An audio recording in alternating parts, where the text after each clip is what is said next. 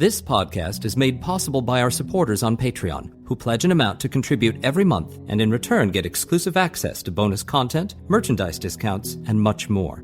If you'd like to join our family, please go to patreon.com/Gotham Variety and subscribe. That's Patreon/Gotham Variety. And greetings to you. Joe Rubenstein here, producer and host of the Gotham Variety Podcast. I want to welcome all of our listeners. I thank you very much for your support and for joining me today. Hoping you enjoy this latest installment of a series on boxing. Last time we talked about Joe Frazier. In upcoming shows, I'll be covering George Foreman, Rocky Marciano, and one of the great lightweights ever, Barney Ross. He fought in the 1930s. But for today's show, I asked today's guest, boxing writer Mike Ezra, to rank all 23 undisputed heavyweight champions from Jack Dempsey to Lennox Lewis. Now, just to be clear, the fact that Lewis is the last undisputed champ does not mean that there haven't been some excellent heavyweights either this century or before Dempsey. Certainly Jack Johnson was an all-time great. But what makes a champion undisputed is that he holds world titles from all the major sanctioning bodies. And all that started back in 1920. So that's a year into Dempsey's reign, with first the New York State Athletic Commission, and then a year later, the National Boxing Association. Today, there are 4 such organizations, and the rules are such that it's very difficult to be undisputed, given the mandatory defenses demanded by all these different bodies. So in short, there have been 23 undisputed heavyweight champions from Jack Dempsey in the 20s to Lennox Lewis in the 90s. How should they be ranked? We'll get into it with Mike Ezra right after this.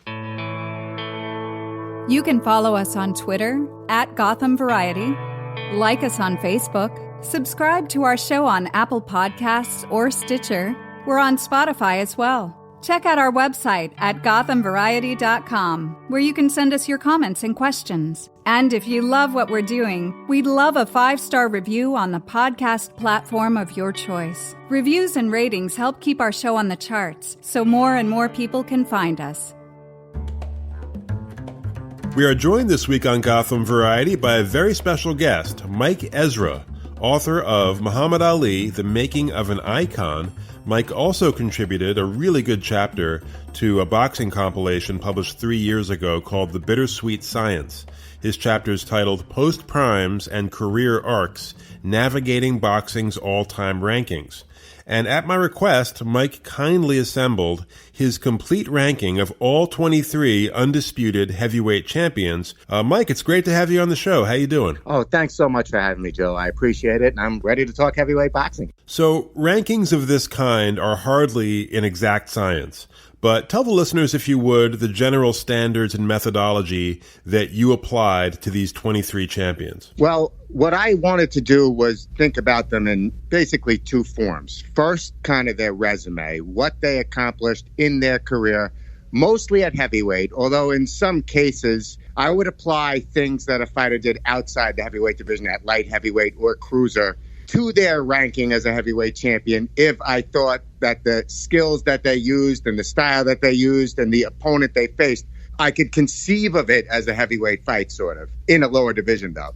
And so their resume, career accomplishments, who they beat, how they beat them, and then kind of that mysterious thing called peak, their best effort. What would it look like?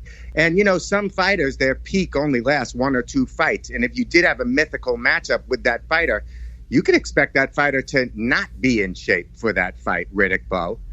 So it's hard to really consider a Riddick Bowe ever at their peak, for example, because he so rarely was. But those 2 things, total career arc, how well you've done on the scorecard, if you will, in the record book, and then just boiling down your skills to 1 fight, 1 night. And as irresistible as it is to speculate about fantasy matchups of fighters from different eras, and we'll certainly do that today, when you consider all the factors that have changed between 1919, when Dempsey won the title, and the 1990s, when Lennox Lewis fought, you know, from nutrition to frequency of fights to the kind of gloves they wore, to the very definition of what a heavyweight is.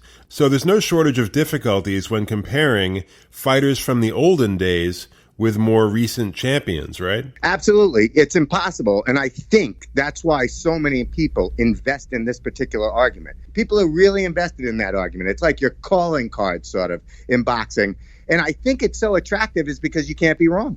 There are a lot of challenges in comparing fighters of different eras or even fighters of the same era that haven't fought each other. But it's something that people love to do so much that it has perpetuated itself as maybe the most important discussion in boxing among fans. So you can find Mike's complete rankings in the show notes for this episode. I've also been posting them on Twitter, but we're going to sacrifice total thoroughness today in favor of a closer look at roughly the top half of his list. So Mike's ranking 1 through 10 in order is Muhammad Ali at the top, Joe Louis, Sonny Liston, Lennox Lewis, Evander Holyfield, Joe Frazier, Gene Tunney, George Foreman, Mike Tyson, and Jack Dempsey. But before we get to them, let's look at some guys who just missed that top 10. So at 11, you've got Rocky Marciano, 12, Riddick Bowe,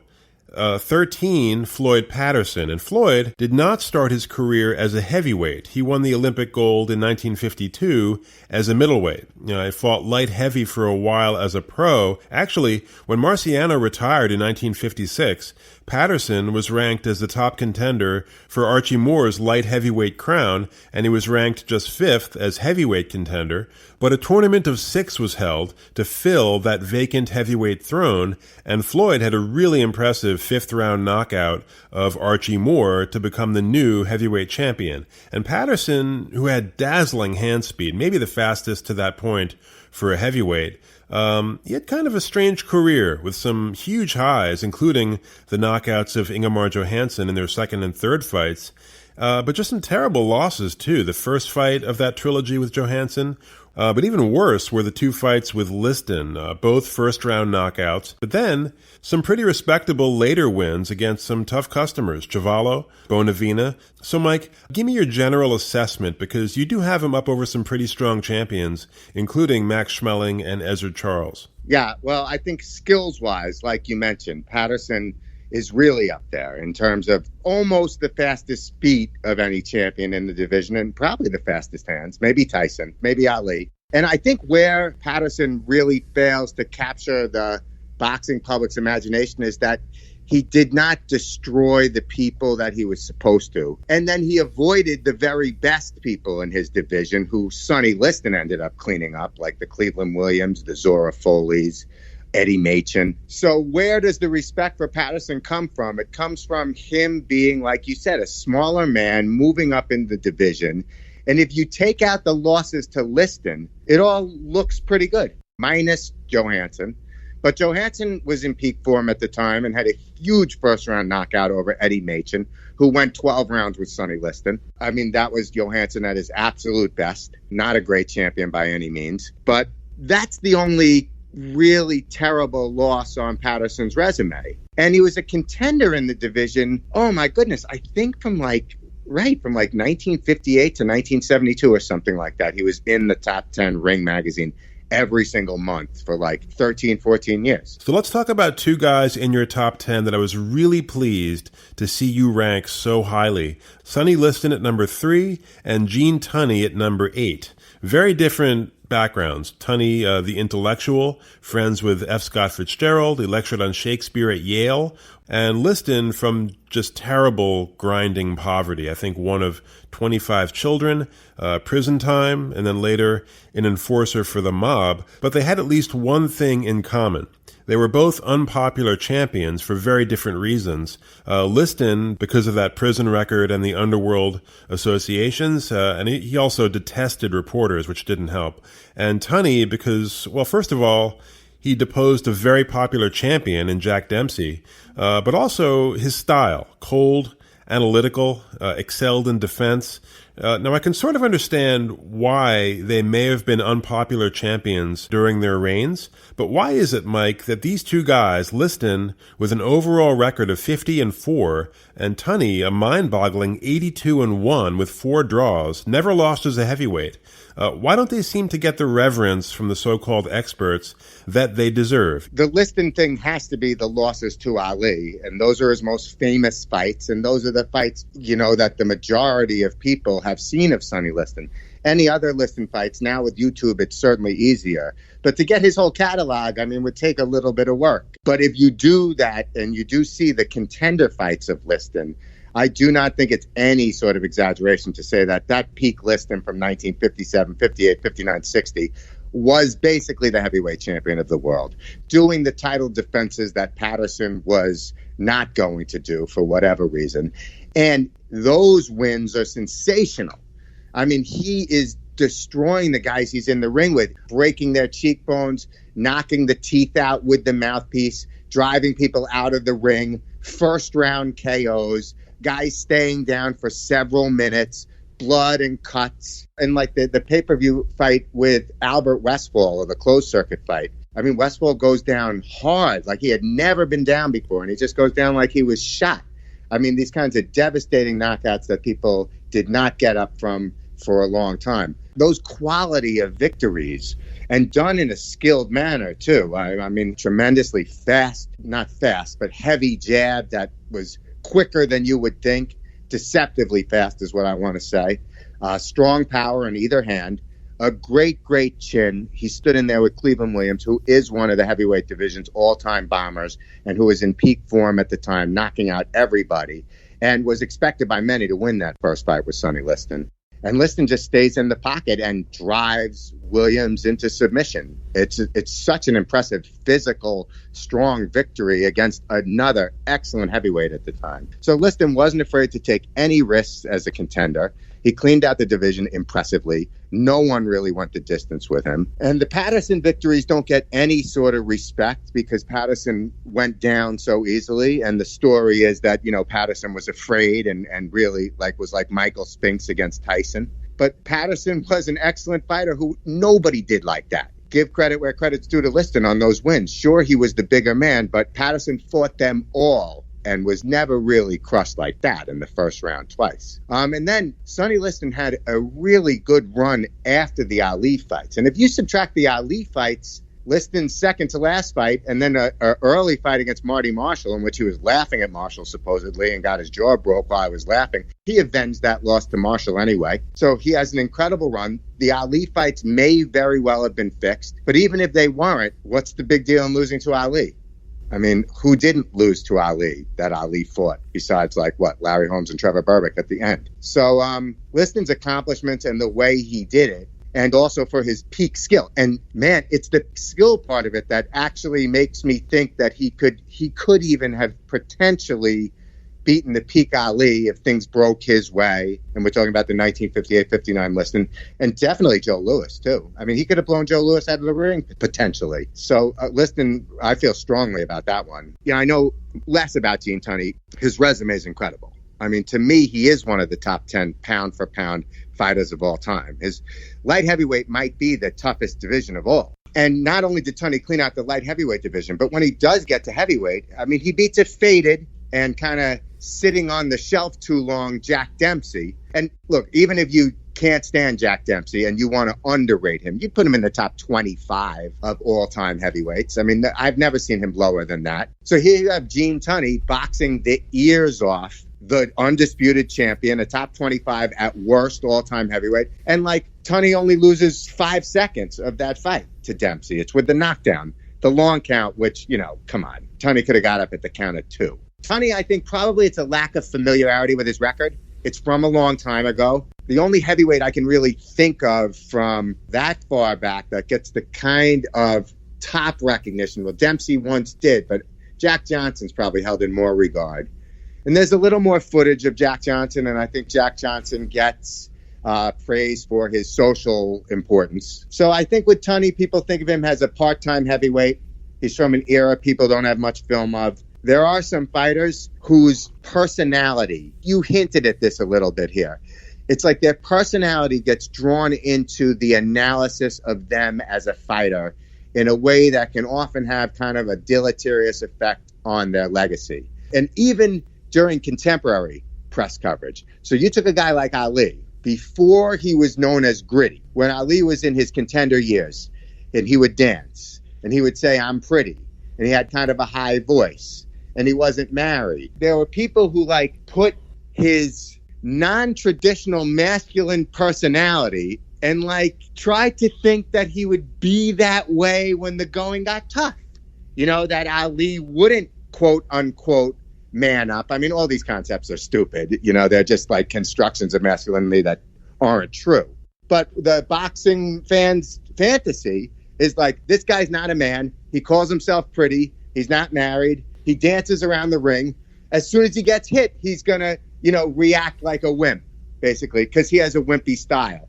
And I think Sonny Liston, too, doesn't get credit for the footwork that he had. The way he cut off the ring and moved, and not quick, but efficient and fast. Sonny Liston did not need to wait for someone to get tired to knock them out. He could get guys running away from him at top speed and just cut off the ring and get there. Now, two sluggers, Tyson and Marciano, you have very close. Tyson at 9, Marciano at 11. Now, I personally think that Marciano had the more impressive career. Obviously, the better record at 49-0 to Tyson's 50-6. Tyson also had 2 no contests, including that really weird fight where Andrew Galata refused to continue and was pelted with debris. But if you want to talk about toughness, Marciano had 0 quit in him, absolute pit bull. And let's face it, Tyson did. He could get frustrated. He could, I don't want to say panic, but lose his bearings, let's say.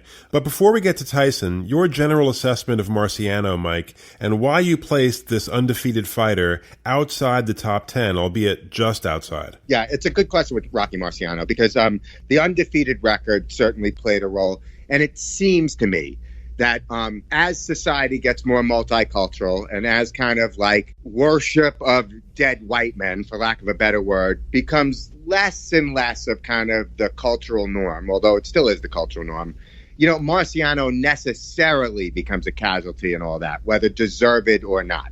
People who grew up, later than the 1950s will always take a second look at the era's icons, especially if they're a white person in a sport, in a division, you could say, that is dominated by, for a long time, African Americans. So there is definitely going to be that skeptical fan who grew up after the Civil Rights Movement, who takes a look at Marciano and says, people must have been overrating him. The reason I would rank him a little bit lower than the top 10, even though his positive attributes, his determination, not necessarily his chin, but his recuperative abilities, because he was dropped by Archie Moore, a light heavyweight. Marciano hurt in a lot of fights, cut in fights, never really fought and beat a great fighter, so you wouldn't know whether he'd be able to do it against the guys ranked higher than him. So there's a lot of what if with Marciano, if Liston hit him, what kind of damage would be done? So if Marciano was taking that kind of abuse against, second level fighters, how would he be able to walk through the men ranked above him? So with Tyson, it seems like great fighters like Holyfield and Lennox Lewis handled him really well, and some second-tier fighters, Tony Tucker, or even a third-tier fighter like Quick Tillis, who was 10 years older than Mike when they fought in Tyson's prime, and Tillis gave him problems. But compare these reactions to adversity.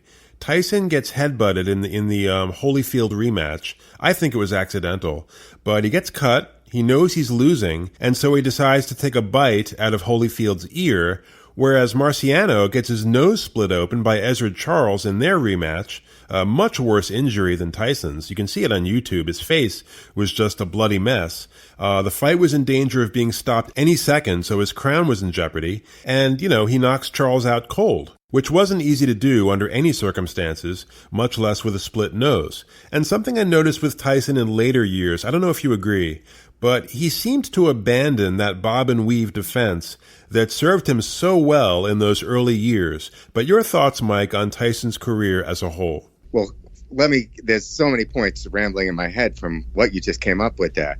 So I might have to go back to your original question and ask you for it. But, Tyson has in his career the same phenomenon that Ali had in some ways, with the difference being their chin and their determination. Earlier in his career, Tyson's really faster than all his opponents, doesn't get hit much, has great defense, and the bob and weave that you mentioned. That's early Ali, too. But Tyson's known as a slugger because what he brought back after, people missed the punches was devastating knockout power. As, Ali just kind of stung like a bee. But later in Ali's career, he gets hit all the time, and he shows that he has a great chin. That's true with Tyson, too. I mean, he took tremendous beatings against Holyfield and Douglas. But then there's a certain point in Tyson's career where he just says, I refuse to do that. I refuse to take a Marciano-esque beating if I'm going to lose. I mean, because even Ali was willing to take those beatings when he lost. But Tyson goes from defensive fighter to someone who was going to rely on his ability to take punches, too. But he was not mentally prepared to make that transition the way Ali was. And I do think that Marciano-Tyson is definitely not a foregone conclusion. I mean, I rank Frazier over Foreman, and we know how their head-to-head matchup went. So I don't think ranking above someone is necessarily saying that they would win in a head-to-head, because if you do play it out, so what happens? So Tyson comes out and rushes Marciano, hits him with a barrage. Maybe Marciano takes a knee, maybe not. Maybe Marciano comes back and hits Tyson low. Maybe Marciano clinches. There's a lot of possibilities there. Marciano had a really rough kind of inside game. So what would happen after the first moments is really hard to even understand. All right, so let's get into Holyfield and Beau, who you have at 5 and 12, respectively. Beau won their amazing trilogy 2 out of 3, and the second fight, which Beau lost a majority decision, was extremely close. But that second fight was totally bizarre, with that paraglider crashing into the ropes, causing a long delay. Probably should have been called a no contest. But the unofficial AP scorecard had Beau winning that fight. Now, I should say on Holyfield's behalf that he was giving up a huge amount of weight in those fights and performed heroically, as he did in the Lennox Lewis fights. Actually, the fight that Lewis won, I thought was closer than the one that was called a draw, which Lennox pretty much dominated. But your thoughts, Mike, on placing Holyfield 7 spots over Beau? And by the way, you're not alone in this. Most rankings I've seen have Holyfield over Beau, despite Beau having won that trilogy and having the better record at 43-1 to Holyfield's 44-10 with 2 draws. Oh, man, Holyfield at the end, racking up all those losses and making his record look bad, but getting out of bankruptcy problems, I guess. So Beau accomplished much less in his career than he should have, and he also did not face Lennox Lewis, who beat him in the amateurs, and the whole dropping of the WC belt into the trash can just reeks of avoiding the opposition. So Beau doesn't fight everyone that he's supposed to. His peak is very short. Title defenses against Dokes and Ferguson, who were brought there to lose in the first round. And by the way, Beau doesn't even look that impressive in those fights. He just goes in there and slugs against already defeated men. Nothing great, nothing devastating. The guys get right up after the knockout. Dokes doesn't even think it should be stopped. So then he fights Holyfield, right, who he's much bigger than. And Holyfield still manages to give him hell. And after that, Beau's career is over, pretty much. And by the way, he's being outfought by a dead tired Holyfield who had something wrong with his body for like a 2 or 3 year period. No one knows if it was heart disease or steroids used wrong or whatever. But there was something wrong with Evander Holyfield in that third fight. And Holyfield still beat up Beau until he ran out of steam completely. Holyfield did. Holyfield has a much more impressive pre-championship career than Riddick Bowe. And here I do give Holyfield props for what he did at cruiserweight because it validates what he did at heavyweight. His gut checks at cruiserweight are precursors to his gut checks at heavyweight. And so I kind of count that on his resume. But even without the cruiserweight stuff, Holyfield didn't avoid any challenges. He did fight Lennox Lewis, who was so much bigger than him, at an advanced age past his prime. I mean, Holyfield got hurt a lot in his fights, but really never broke in them. And even with the Beau fight, the first fight, where he takes a pounding, Holyfield keeps coming back, doesn't get knocked out. So it's the way you lose, too. Because if you're talking about these fantasy matchups against other great fighters, you're going to be in trouble at some point. Like people who put together these matchups, like whatever, Liston, Holmes, and they think one guy's just going to get killed. I mean, when did that ever happen to a Sonny Liston or a Rocky Marciano? No one really goes in and just demolishes these guys, no matter how good the fighter is. Take Bowe, though, for example. I mean, right after the win over Holyfield, the third fight, his next fights are against Galata, and he really gets beaten badly in those fights. So there's kind of no post-prime for Riddick Bowe. We don't see what he could do when he wasn't at his peak skills. So we really don't get a sense of his determination. We see that he didn't have dedication. He didn't come into the ring in shape always. So when you think about the fantasy matchups, what is he really going to do when a great fighter is put in front of him, who's his size, who's in shape? And if Bowe's not at his best and has to pull something from the well, I wouldn't see it happening. Well, that actually leads to my next question about two of your top 10 guys that did face off in the ring, Frazier and Foreman, who you have at 6 and 8 respectively. Again, very close. But Foreman did have the higher win percentage, and despite fighting 40 or so more times than Frazier, he had only one more loss. Of course, the two head-to-heads, Foreman dominated. Then Foreman regained his title in the 90s. Frazier never did. I'm not saying I disagree with your placements necessarily, and Foreman certainly had his weaknesses. He was vulnerable to speed and fast counterpunching, and he would often fatigue in later rounds. But your thought process, Mike, slotting Frazier 2 rungs above Foreman. Yeah, that's a tricky one. And I think most people, it would be valid to put Foreman above Frazier for sure. Foreman's most impressive victory, without a doubt, is against Frazier. And Foreman has some pretty bad losses, and I would also say some bad wins. Foreman-Lyle might be ranked up there as one of the all-time most exciting fights, but that is a bad win for George Foreman, in my opinion. He took way too much punishment and really took a long time to put away Ron Lyle and put himself at such unnecessary risk. That fight showed a really low boxing IQ, and I think that actually plagued George Foreman through the first part of his career. And then just certain stylistic problems you mentioned. Anyone with a jab, footwork, movement. I mean, they talk about him cutting off the ring against Ali, but that was an Ali who couldn't dance anymore. The original Ali would have made a fool of George Foreman in a way that the 1971 Ali could not make a fool and never could make a fool of Joe Frazier. Foreman, in the second part of his career, he's got the one win against Mora, who's not a good champion, and that's really it. And the win over Frazier is stylistically served up to him just so perfectly. I mean, Frazier's a slow starter, so you could get to Joe Frazier early. And Joe Frazier fought really stupid in that fight. He came right after Foreman. He didn't take Foreman seriously. He undertrained badly for that fight. His weight, did he weigh like 220 pounds? Or Yeah, close. I think it was around 215 in the first fight with Foreman, and then a bit heavier in the rematch in 76. I mean, he's like 10 or 11 pounds more than I think the first Ali fight. So Joe Frazier got soft as a champion. His weaknesses played into Foreman's strengths perfectly. Foreman's win over Norton is pretty great. And after that, I don't have anything really to say about his... It's like, again, I think like fighters get reduced to... He gets reduced to the wins over Frazier and Mora and the losses to Ali. And since Ali is so great, he gets excused for those, I think, and has become somewhat overrated. All right, let's talk about another guy in your top 10 who I was really happy to see placed so high at number 4, Lennox Lewis, 41, 2, and 1. Really should have been 42 and 2. That draw with Holyfield was wrong. But barring a couple of rare outliers, you never really saw Lewis get beat up, And with the exception of Beau, who Lewis never fought, as you said, Beau vacated the WBC title in 93 rather than face him. The guys Lennox beat are practically a who's who of the era.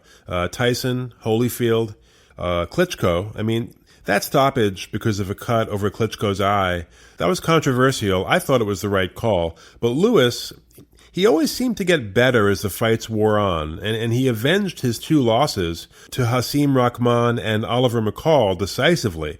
That McCall rematch had to be one of the most disturbing fights I've ever seen. McCall basically had a nervous breakdown, wandering around the ring and then finally bursting into tears. But again, Lennox Lewis sometimes seems to get lost in the shuffle when people talk about the upper echelon of the elite, But talk about Lennox Lewis, Mike, and what went into your decision to place him 4th over some bona fide legends. Sure. I mean, you need artistry, I think, to some degree when you're making your heavyweight rankings. You need to use your imagination because, I'm extreme in this case. I really don't think any of the heavyweight fighters really, I guess I have to say except for Ali, but really not even Ali, deserves to be in the top 50 pound for pound of all time. And once you are able to accept that your very, very greatest heavyweight champions, except for Ali and Liston, I would say, have very noticeable flaws in their game, you can begin to get with the idea that someone who is knocked cold by two not-so-great fighters is still awesome. He avenged those victories decisively in the Rockman fight. I mean, he was dominating and clowning. That's why the only reason he got caught. And when he got serious in the second fight, right, he killed those guys. Yep. And nobody talks about Schmeling Lewis 1. I mean, that fight's not even really considered anymore, even though it's an important indicator of Joe Lewis's weaknesses. But there's no doubt that the true result is the second one between Lewis and Schmeling, just like Lennox Lewis's true results in the fights he lost are in the rematches. And Oliver McCall, in my opinion, a top 50 all-time heavyweight probably. So, I mean, he's a good fighter. I mean, then you got Vitaly Klitschko, whose resume isn't that great. But in terms of talent, he might be a top 10 all-time heavyweight or very close to it. I mean, those are humongous wins. Holyfield's aging and Tyson's aging. So there's no way Lennox Lewis can get credit for those victories that he deserves. I agree. And you mentioned Klitschko as potentially an all-time great. And we've been focusing all of our attention on the undisputed heavyweight champs of the 20th century, which leaves out a couple of great champions who were not undisputed. That would be first and foremost Larry Holmes and Ken Norton. For those who haven't seen it, check out Holmes versus Norton on YouTube. They only fought that one time in 1978, and Norton, he was sort of at the end of his prime, but he was still a force. And it's one of the most brutal 15-rounders you will ever see. Extremely close, split decision with a final round that ranks with the greats. But Mike, where do these two guys, Larry Holmes and Ken Norton, fit in with the undisputed champs we've been talking about, and why? Norton probably makes my 25 best heavyweights or so, 30 best heavyweights or so. His wins are sort of disgrace his record, but he could have won two of the three Ali fights. I thought he won the third one. Yeah, he did win the third one, I would say. So, I mean, if those wins go his way, history looks at him much differently.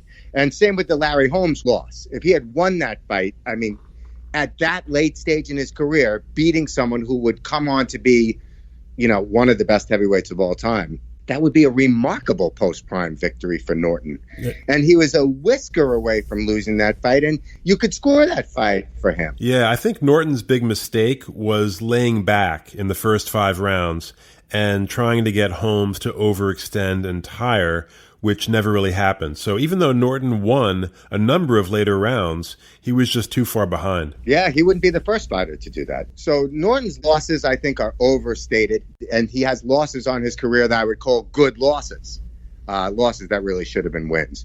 So he ranks high. He's up there with a Floyd Patterson. He might beat Floyd Patterson. He might beat Riddick Bowe on a really great day. And as far as Holmes, well, Holmes is just incredible. And again, in the heavyweight division, you have to get used to the idea that your all-time greats could get clipped by a contender. So yes, it makes perfect sense that one of the greatest heavyweights of all time, Larry Holmes, could be in deep trouble against Ronaldo Snipes, could be in deep trouble against a Tim Witherspoon who had about, 15 pro fights and no amateur career. That's okay. That happens in the heavyweight division. They hit hard. They're huge. Humans aren't supposed to take punches from people that big. But who recovers is the question.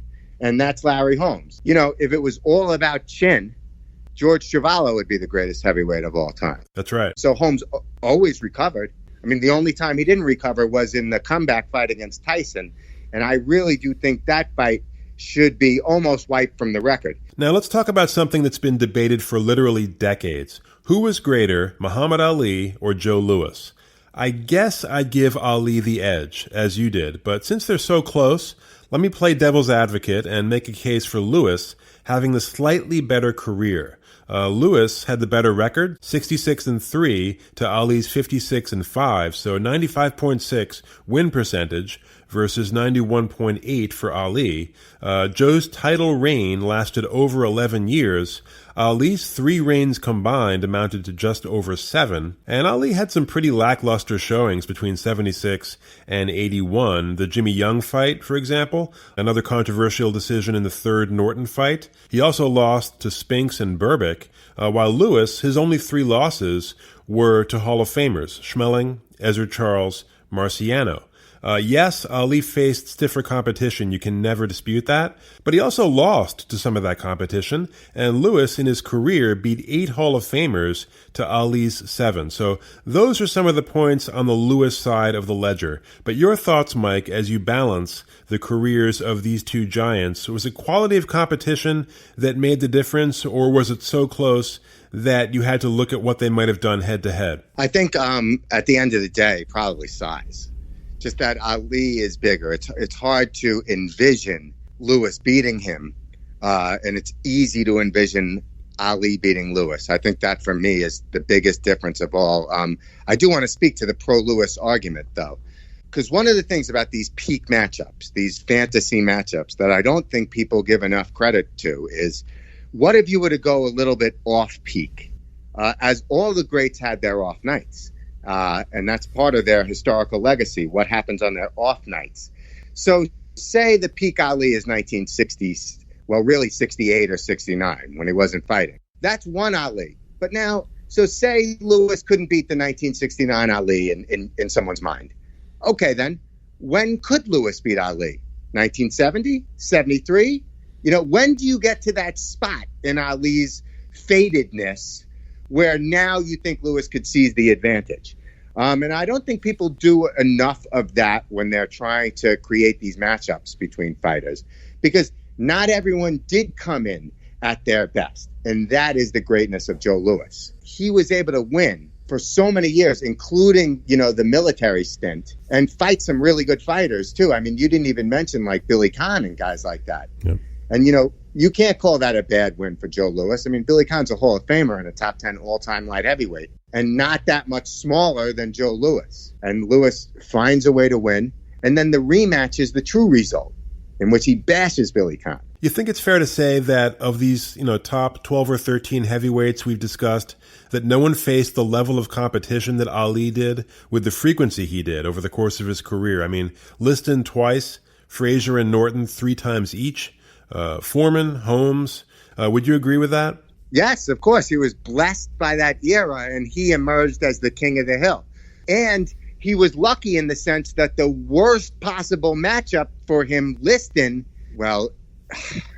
Liston may or may not have been compromised in those matches. Well, I think he was in the second fight. I mean, no one will ever convince me that Ali knocked him out with that little pity-pat right hand. I mean, Liston had one of the iron chins of all time. I mean, you could hit him with a sledgehammer. He wasn't going down. Right. He was only knocked down once before that in the Marty Marshall fight. It was a flash knockdown. The newspapers say he got up at the count of 0. And it was almost impossible to hurt Liston until that last fight with Leotis Martin, where he gets knocked out cold. And Cleveland Williams makes him take a backward step, but that's Cleveland Williams. So, it does seem fishy.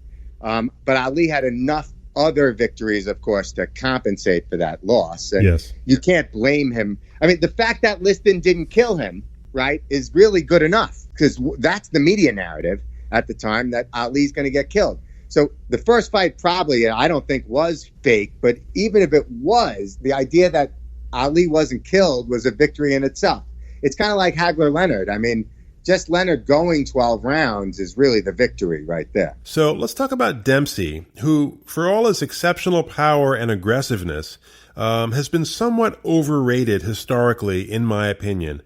Great, no question, but still overrated. And not just back in the day when people like Nat Fleischer would routinely place him over Joe Louis. I saw a recent heavyweight ranking, I think it was in Ring Magazine, with Dempsey ranked over Foreman, Frazier, Tyson, Liston, Lennox Lewis, Holyfield, and Tunney, which is just insane. I mean, he would have fared very poorly against the first 6, I think. And Tunney was his exact contemporary, same weight, and beat him solidly twice, which with a much better record overall.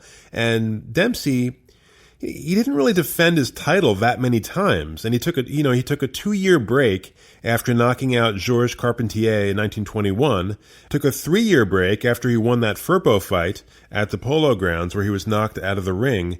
That was the last successful defense of his title. He was dominated by Tunney after he came back. He was dominated for the most part by Jack Sharkey, and Sharkey really controlled most of their fight. Before forgetting the cardinal rule to protect yourself at all times, Dempsey floored him while Sharkey had his head turned to complain about low blows. But Mike, give me your take on Dempsey, which I realize presents unusual challenges in that the vast majority of his fights are not on film. Sure, and Sharkey's the original Victor Ortiz, I guess, turning his head like that. Dempsey is not an easy one to rate. And I do think you're right. He's overrated, probably because he was such a huge cultural figure in the way of Babe Ruth or Red Grange.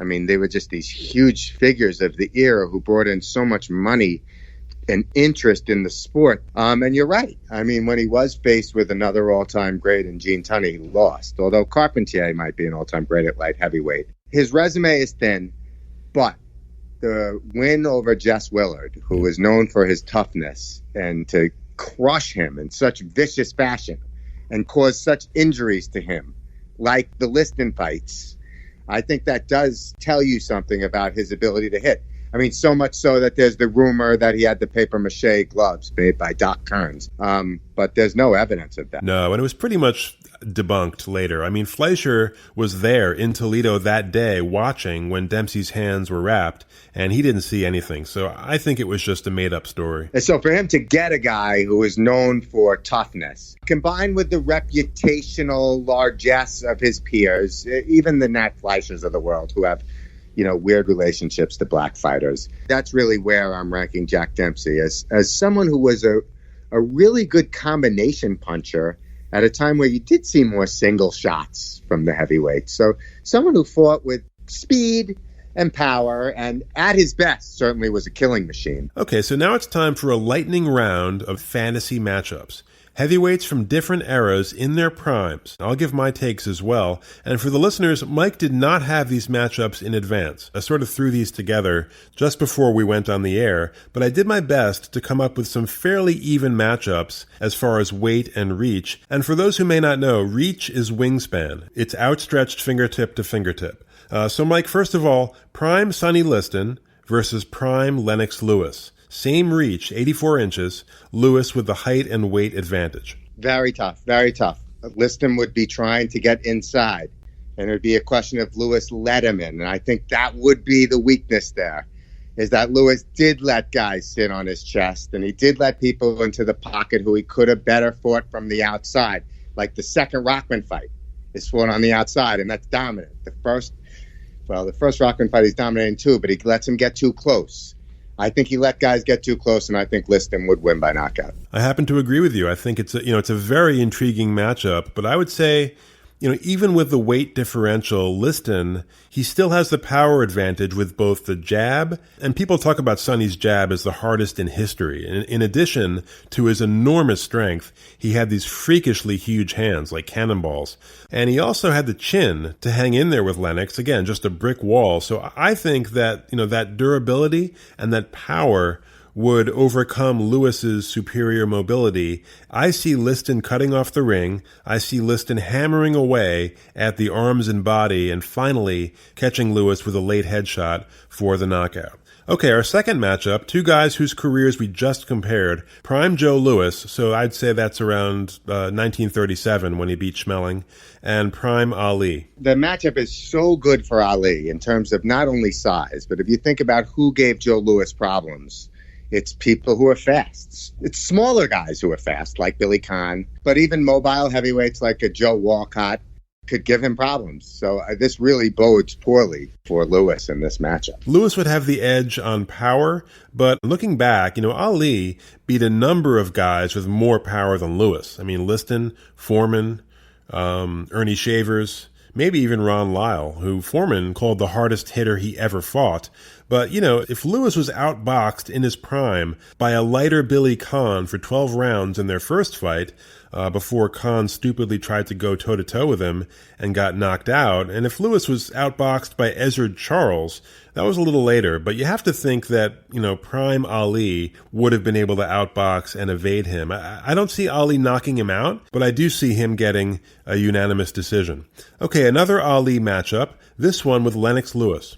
Oh, now that's, believe it or not, I've actually never thought of that. Now that could be a problem for Muhammad Ali, and it's tough to ever pick against Ali at his peak. But if the betting odds were any better than 2-1, it would make sense to bet on Lennox Lewis in that fight. Ali really, I can't think of anyone that big he ever fought.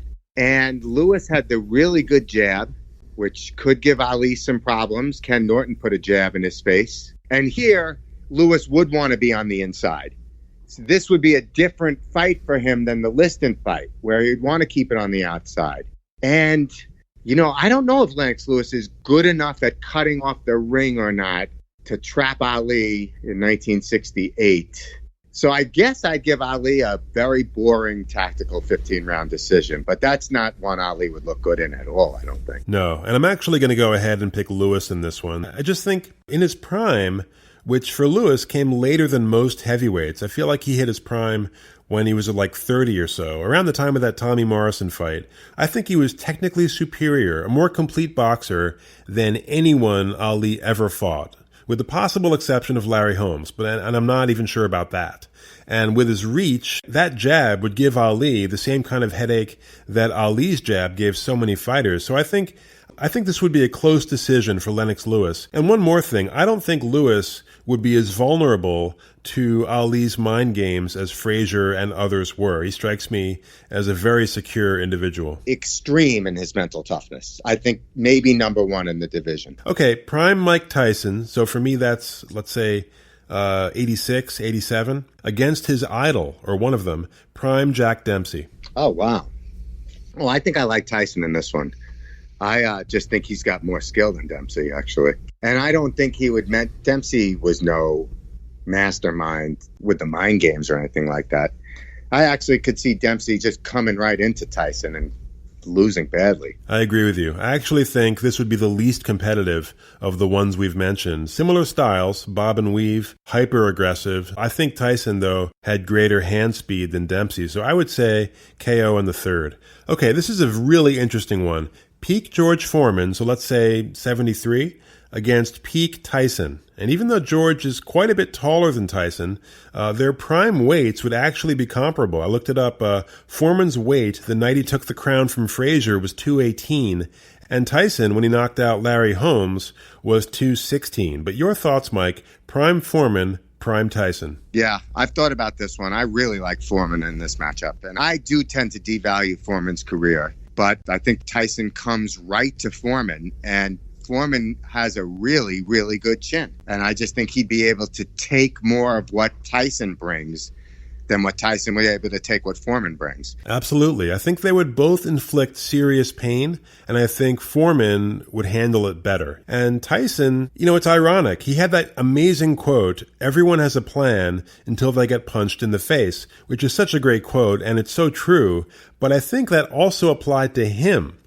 Sometimes I don't think he had a plan when he took a hard punch to the face. So I think in the end, prime Foreman would probably have done to Tyson what he did to Frazier. Although I should say, I'm not remotely as sure of the result had they fought in real life during Foreman's comeback in the 90s, which I've heard differing things about. Some people say Tyson wanted no part of Foreman.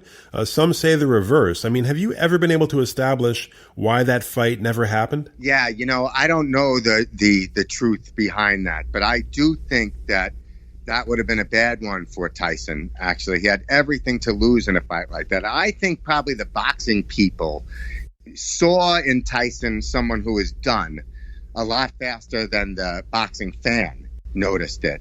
So I think in the 90s, actually, he would have been ripe for George Foreman anytime. Even as early as 1994, 1995, with a faded George Foreman. And I will say this, the matchup that really would have been the one that would have blown people's minds, if Tyson had been baited into a fight with Roy Jones around 1999, let's say, or something like that. Jones would have beat Tyson, and he would have been considered the greatest fighter of all time. And I'm glad that didn't happen because he wouldn't have deserved the accolades. And you take Jones to task a bit in your chapter in The Bittersweet Science. Okay, last one. Probably the biggest heavyweight clash of the modern era that never happened. Lennox Lewis, once again, versus Riddick Bowe. Well, I'll narrow it down to some pop psychology here. And I think we're going to have the same pick here. Lewis knocked out Bowe in the amateurs. And he wasn't supposed to do that. And I think Bowe never recovered from that. And I once saw Riddick Bowe say to Lennox Lewis, "I'm not afraid of you." I've never heard anyone say that, and I've never said that to anyone unless I was afraid of them. So Lewis by knockout. Agreed. But this is another one I'd love to see just because their talents offset each other so well. I mean, Bowe, the stronger two-handed puncher. Lewis had that defensive skill set. Bowe had the superior chin, I think, but Lewis, the planner, the strategist, smarter, better conditioned. But I agree with you. I think we agreed on all of these with the exception of Ali, Lennox Lewis. Okay, final question, Mike. Let's step outside the heavyweight class for a second. Now, you ranked Ali as the number one heavyweight. I would have to agree. But pound for pound, is Ali the greatest of all time, as he told us ad nauseum? Would you go with Sugar Ray Robinson, as I would, or is there somebody else? Pound for pound, I don't think really the heavyweights belong in that conversation at all. I mean, Ali, I'd struggle to put him in the top 50. I mean, what all-time greats back up with their hands down? What all-time greats can't move clockwise? What all-time greats get hit over and over again by Ernie Shavers? Ali's defense wasn't great once he lost his reflexes. So there's a lot of flaws in Ali's game. There wasn't a lot of flaws in light heavyweight Gene Tunney's game or Harry Grebb's game, even though there's no film of him. So I put Robinson there. I've been watching a ton of old fights on YouTube because of the lockdown and there being no live sports. And Robinson, he really towers head and shoulders above the competition, just a total master. And to hear more of Mike's sharp analysis, I would encourage all of you to pick up The Bittersweet Science. As I said, his chapter in there is stellar, and he covers a number of non-heavyweights we did not cover today, including Floyd Mayweather, Roy Jones, Sugar Ray Leonard, Marvin Hagler, and one of my personal favorites, Roberto Duran. Some of his takes may surprise you, but he backs them up with logic, and he also wrote a book called Muhammad Ali, The Making of an Icon. Mike, thanks so much for taking the time to, make these rankings and being part of the show. I really appreciate it. Joe, I had a lot of fun doing this. I would have talked for another hour. Thank you. My pleasure. All right, we'll come back. More Gotham Variety in just a moment.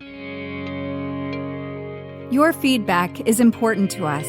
On Twitter, @Gotham Variety, on our Facebook page, or you can email the program, joe@gothamvariety.com. Really, however you'd like to engage with us, we love engaging with you. And if you'd like to join our family and get exclusive access to bonus content, please go to patreon.com/GothamVariety and subscribe. And that'll do it for this week's episode of Gotham Variety. Don't forget to check us out and subscribe on Apple, Stitcher, or Spotify so you don't miss a single episode. Thanks so much for joining us. Take care, stay cool, and I'll see you soon.